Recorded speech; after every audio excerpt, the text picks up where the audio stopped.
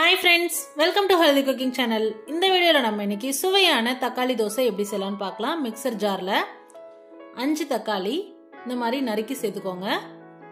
கூடவே 4 பல் பூண்டு, காரத்திற்கு ஏற்ப காய்ந்த மிளகாய், நான் 5 காய்ந்த மிளகாய் சேர்க்கிறேன். 1/2 டீஸ்பூன் அளவுக்கு சீரகம், 1/2 டேபிள் ஸ்பூன் கல்லுப்பு. ஏற்கனவே மாவுல உப்பு இருக்கும், அதனால தக்காளிக்கு மட்டும் உப்பு சேர்த்துக்கலாம். இந்த மாதிரி அரைச்சு எடுத்துட்டு வந்துருங்க. தண்ணி எதுவும் சேர்க்க கூடாது. இப்போ 1 கிலோ அளவுக்கு நார்மலா நம்ம வீட்டில் ரெடி பண்ணியிருக்கக்கூடிய இட்லி தோசை மாவு எடுத்துட்டு அதில் இந்த நம்ம அரைச்ச விழுது அதில் சேர்த்துக்கோங்க.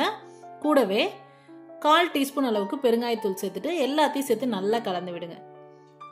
மாவு நல்லா தோசை மாவு பதத்துக்கு கரெக்டாக இந்த மாதிரி தண்ணி விட்டு கூட கரைச்சி எடுத்துட்டு வந்துடுங்க. இப்போ மாவு ரெடி, நம்ம தோசை ஊற்றிடலாம்.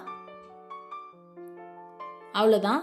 எப்பவும் போல நம்ம தோசைக்கல்ல ஊற்றிட்டு எண்ணெய் விட்டுக்கோங்க, இல்லை நெய் கூட சேர்த்துக்கலாம். ஒரு பக்கம் வெந்ததுக்கு அப்புறமா இன்னொரு பக்கம் திருப்பி விடணும்.